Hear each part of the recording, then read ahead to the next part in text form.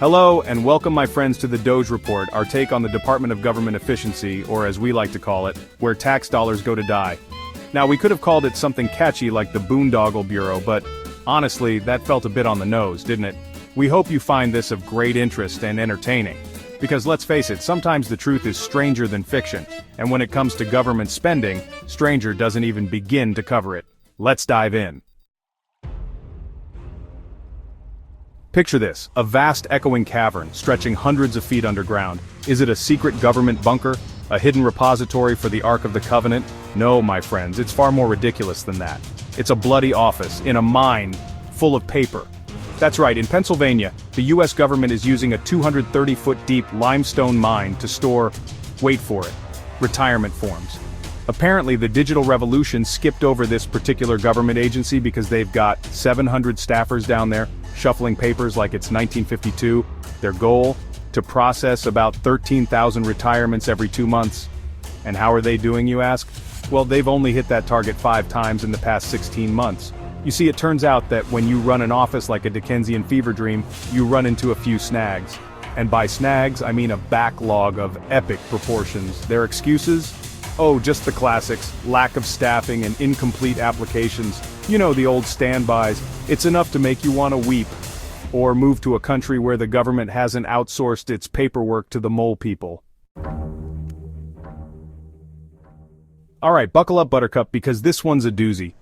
It seems our good friends at the National Institutes of Health, the folks who are supposed to be, improving human health, have been a little busy. Busy doing what, you ask? Well, let's just say PETA's silence on this one is deafening. We're talking about government-funded animal cruelty, folks. And not just your run-of-the-mill, oops, we accidentally left the Bunsen burner on kind of cruelty. We're talking next level. Did they lose a bet with a Bond villain? Kind of cruelty. First up, we've got the case of the electrified cat marbles. Yes, you heard me correctly. They're sticking marbles into cats and then electrifying them. Why? Well, the official reason is to study something or other. But honestly, I think they're just messing with us at this point. Next up, we have the Hamster Fight Club. No, seriously, the government is funding hamster fight clubs. And you thought your tax dollars were going to waste on things like, roads and bridges? And if you thought that was bad, how about this? Puppy cocaine addiction. Yes, in a country where we can't even provide adequate health care to our citizens, we're funding studies to get puppies hooked on cocaine, and the hits just keep on coming. Dead turtles on treadmills, animals pumped full of steroids and meth.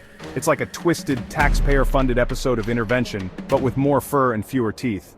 Look, I'm no scientist, but I'm pretty sure we've got enough messed up humans running around to study. We don't need to be creating more in a lab.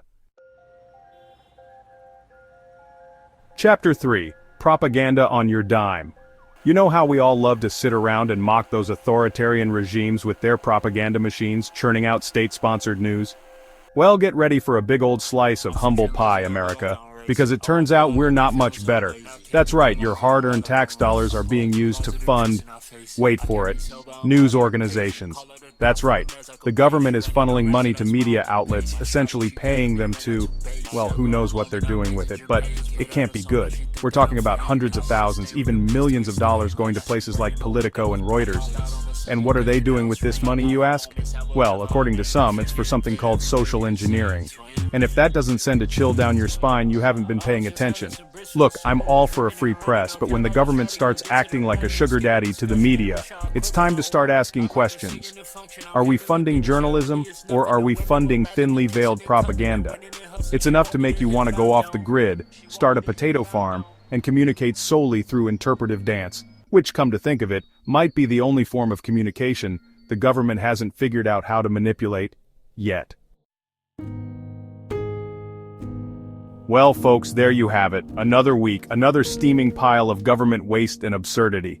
It's enough to make you wonder if anyone in Washington has ever actually met a taxpayer, let alone listened to one. But hey, at least we can take comfort in knowing that somewhere in a dark, dank mine, a government employee is diligently pushing paperwork, ensuring that someone, somewhere, eventually receives their pension. And if that doesn't restore your faith in humanity, well, there's always the Hamster Fight Club. Until next time, stay informed, stay outraged, and for the love of all that is holy, keep your cats away from the government.